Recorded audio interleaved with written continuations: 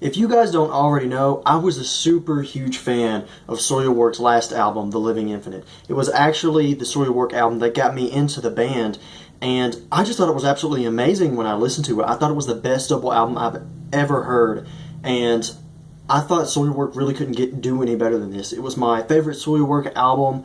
I thought it was just the pinnacle of Soilwork's discography, and I honestly didn't know what to expect from their new album, The Ride Majestic. I thought that The Living Infinite would be the end-all be-all of Soilwork Productions, in that even if their next album was good, it wouldn't be as good as The Living Infinite. Well, I hate to break it to you folks, but I was dead wrong, because this album right here, The Ride Majestic by Soilwork, it's actually kind of better than The Living Infinite, which is hard for me to say because I still really love The Living Infinite, and it's hard for me to say that, but when you really compare the two, I can't believe it, but this one actually is better quality and more perfect than even The Living Infinite was, which is hard to grasp considering how good of a double album The Living Infinite was. I mean, The Living Infinite demonstrated, how to make a near perfect double album.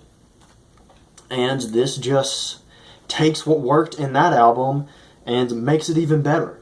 And it's kind of hard to review an album this good because words kind of fall short.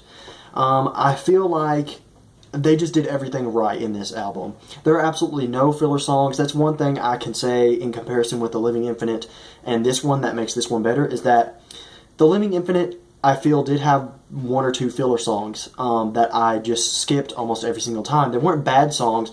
If they were filler songs, they were darn good filler songs.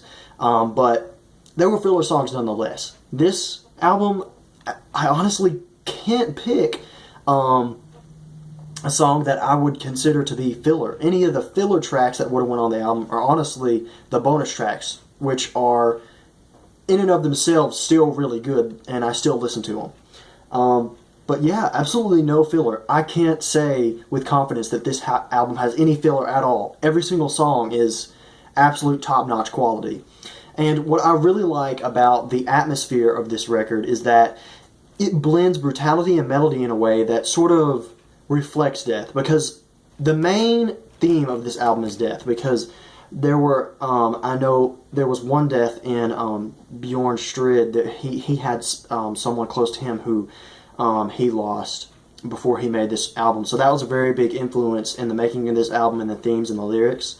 And I feel like the mixture of brutality and melody in this album just really captures the way you feel when someone dies. It's like the brutality sort of encaptures the feeling you get like this is terrible, you're grieving, and the melody sort of encaptures this gray area where, in a sense, you're okay with it because you feel like they're in a better place. So it sort of encaptures, especially songs like Death in General, really encaptures like the bittersweet feeling that dealing with the death of a loved one can be. And I feel like it really hits the mark when it comes to that. Going through the tracks, I mean, like I said, it's just so hard to talk about this album when it's so good. The Ride Majestic, which was the first song released from the album, which, by the way, I really liked how they released really only about 2 songs from the album before giving it to us. I feel like some bands nowadays release way too many songs before they release that album. For example, Disturbed released like 4 or 5 songs before they released their latest album. I think that's a bit overkill. I feel like bands need to stop at 3. After you've released 3 songs, that's enough. We've heard enough of the album. We don't need to hear the rest of it. Wait till release date. But anyways, yeah, The Ride Majestic, such a great Soilwork song. It's probably going to become a live staple. It's got a great chorus. Overall, just so great. The chorus is the main thing that sticks out in my mind. It's just fantastic. Enemies Infidelity, track number 4, has got just a great chorus. Just Bjorn Speedstrid, his voice has really only gotten better with age.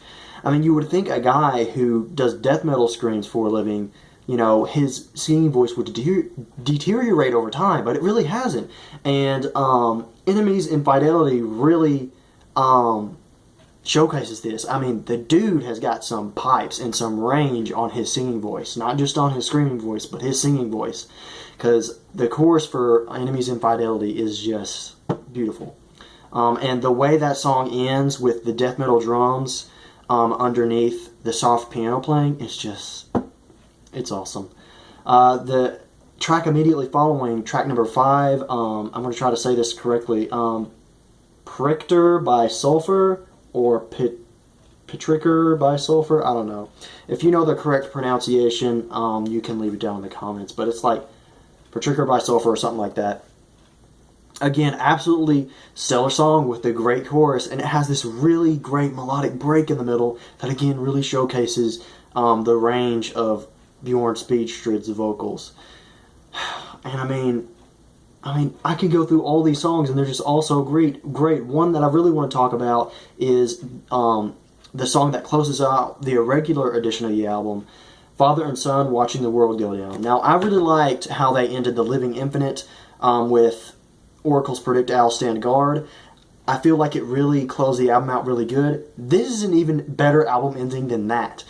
It's just the way it blends brutality and melody, and like I said, just this bittersweet manner is just so great.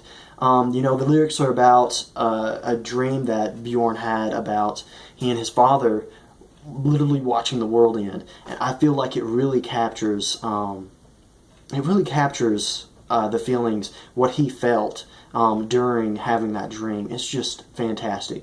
The guitars on this album are fantastic. The guitar solos are just praiseworthy, and the drumming is fantastic. Sometimes when I'm listening to this album, I just like to pretend like I'm playing the drums.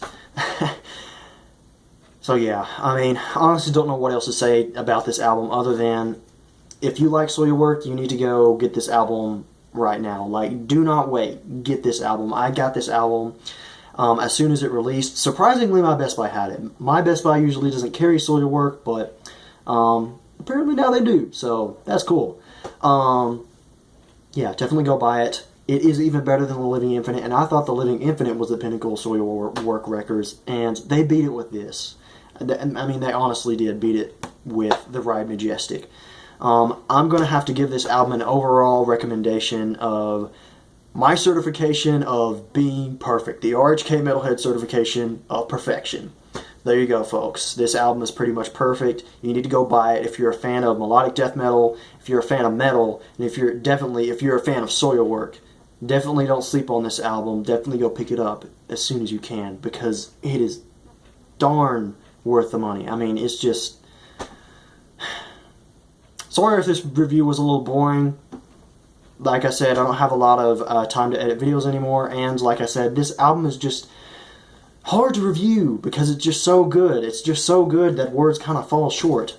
So, apologies if this review was a little boring, but I hope you enjoyed it regardless. So yeah, definitely go pick up the Ride Majestic by Soilwork. Go check it out, and until next time, you guys just keep it metal.